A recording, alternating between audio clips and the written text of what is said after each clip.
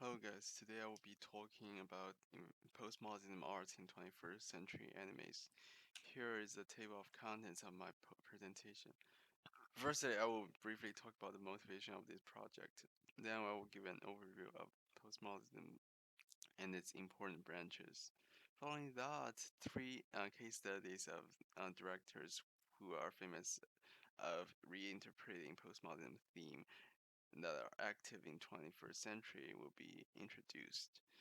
Following that, a brief summary will be given. So, why I wrote this topic for my law firm report? Because I'm interested in animes. I've been watching it for more than 5 years. I'm also interested in postmodernism because it's a really new and rebellious movement uh, of in philosophy. So, animes illustrating postmodernism themes are really heavy in theme and dark in their plots. So therefore, they're often underrepresented and not appreciated by many people. Hopefully, by studying them in this report, will probably provide those who are interested with a better appreciation of this delicate framing of some masterpieces, as well as a unique perspective for they can apply it towards watching future animes.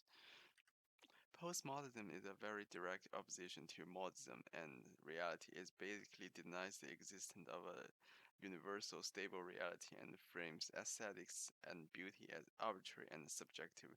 Basically, they're stating that reality is relative. It's not existent beside the realities different people found for themselves.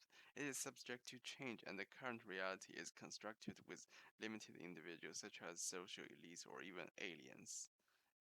To summarize, it's a really rebellious and very punk style movement in philosophy. So, deconstructionism, which states that words have meaning only because of contrast effects with other words, no word can acquire meaning in the way which philosophers have hoped it, and phenomenology, which studies the consciousness of people and the intentionality when we perceive something, are very important branches of postmodernism. So animes in the 21st century have gradually get out of the very dark and pessimistic themes that like most some of the late 20th century anime perceives. They are probably caused by some very major catastrophes such as the economic crisis, the otaku killer event, and the metro sarin attack, which all happened in the 90s of last centuries. Since these influences have gradually faded away, more directors have begun to produce animes that depicts a postmodern themes that illustrate their own unique art style and aesthetics rather than only providing a pessimistic perspective towards the future. Since postmodernism is very hard to define, every director tend to add this element in different ways. However, for early 20th century anime directors, they tend to have a tendency of reinterpreting reality in their own philosophy to invoke thoughts and appreciation among the audience. The refusal to a stable and existent reality is a very important thought in postmodern animes. As we can see in this picture, this is almost gothic and out of this world like art style. Um, it's very contradictory and dark as well compared to those girls that are running at the bottom of the pictures. Comes from Madoka Magica, whose director we will examine later in this presentation. So this guy, Akiyuki Shimbo, is the director of this anime. So in terms of his art style, I would say the subjectivity is the most important one. Um, for example, like Shimbo only wants the audience to see what he wants them to see. If he were to show an important conversation, he would have the words from the conversation directly displayed in the scene, either on a billboard high up on the street as thorns grow from the ground, as this picture showed, or as tapes covering one side's and mouth. He also loves to create a feeling of emptiness. Basically, nobody was there except the main protagonist.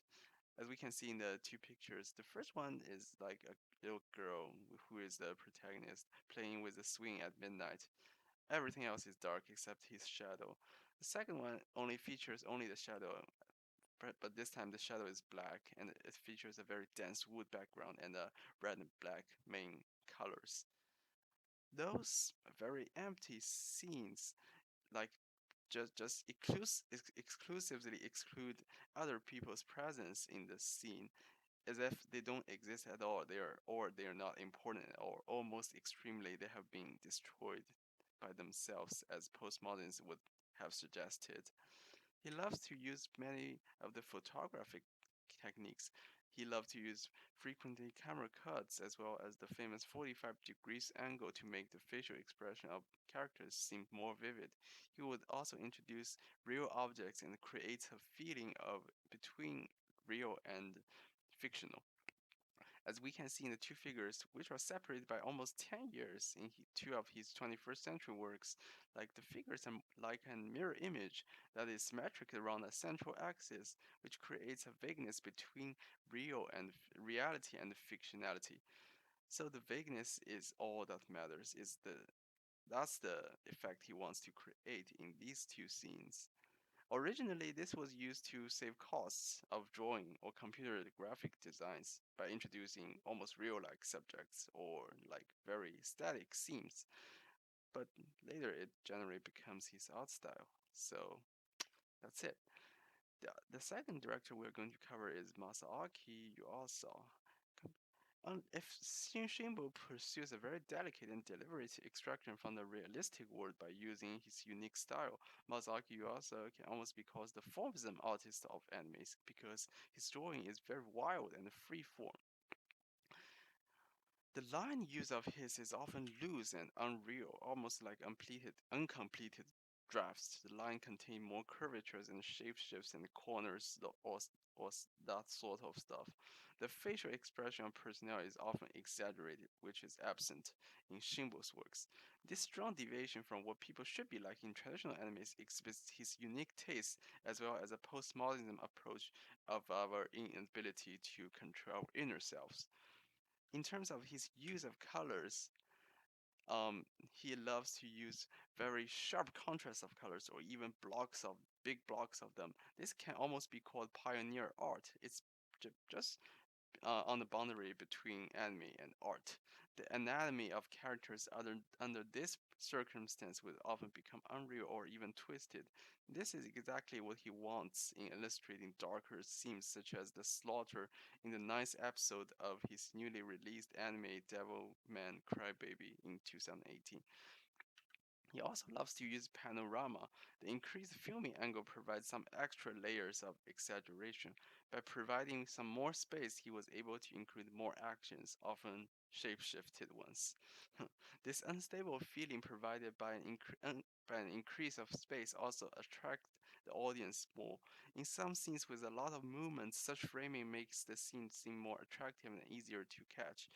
In the right picture, those running styles are not like human. In fact, they are not. Those two are basically devils with the skins of human, and their animal-like running running actions often implies their real identity in this anime. This is also from Devilman Crybaby. Thirdly, I want to introduce this guy, Kunihiko Ikuhara. He is very fashionable, very rebellious, and insistent on his own storytelling style and art style. He recruits a bunch of people who make great animes and are supportive of his approach towards making animes, and they do great works together. In terms of his scenes, he liked to blend in with the reality. If we take a close look at these two figures, we will find that possibly they are just images taken from reality, but like things as with computer anime characters and their shadows. However, he would like to often modify the real scenes a little bit. For example, making the pedestrians less significant, just like Shinbo would do, introduce non-existent TV programs, filling the sign with single characters, such as like on the right figure, the Japanese characters all is introduced. Um, we don't know why in this particular anime this R sign would occur like quite often. It's very possible that this anime's name called Sala Zanmai, which is an anime from last year, it has a lot of R's in its name, so that's probably why. Moreover, Kunihiko Ikuhara likes to create something that does not exist at all in reality. The child broiler. This device is a special device in Penguin Drum, an anime in 2012. The child, the insignificant child, that is, child who are not loved and whose meaning to exist in the world is unclear. The children are thrown into the boiler and crushed and shredded into glass-like shiny pieces, which then goes into a garbage pile.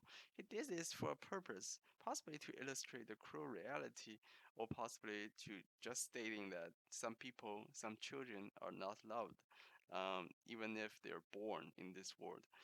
It's more likely he just feels like this device, this very special device, is suitable for this scene, so that he imagines he introduces it. There's not much thought going on. He just follows his intention in creating animes. This is my assertion evidence slide, and I think it would be a little better if I strengthen the background a little bit. So, except that the blending of scenes, he liked to involve a blending of themes as well. The Tokyo Metro Siren attack in 1995 is a very tragic incident that invokes many of the postmodern animes in late 20th century. So this is a terrorism attack that Japanese people should not forget. And 20 years later, Kunihiko Ikuhara just brought it up and creates a whole new anime based on that event. It's called Penguin Drum, as we can see in the last slide. The creative reinterpretation of this event with postmodernism themes such as tragedy, not being loved, or like a blended reality and subconsciousness is very clear in this anime. However, the main theme he wants to talk about is very pre-modern, such as love, family, fate. There, a little bit contradictory, but it's very effective. Moreover, the theme framing, for example, this abnormally recapitulated 95 and this metro setting clearly invokes the audience of this terrorism attack that happened in the past. I highly recommended this anime because its contradictory nature and its very discreet but attractive storytelling. Basically, it gives every character his own story, but most of them are tragedies. However, like the whole story still comes together with these people's fate intertwined with each other. It's pretty effective. To give a summary, like this short presentation is very insufficient to cover every aspect of every postmodern animes and their creators. However, we should be able to get a taste of what postmodernism as a form of thought and art is like in animes. As we all know, anime is a field which has a stereotype of being linked to otakus, which are people obsessed with fictional characters and living fictions. Hopefully, through my presentation and my later coming long form report, this new perspective should allow us to hold a more aesthetic and view and appreciation towards animes as well as the themes they express. Here is my references, and thank you for your attention.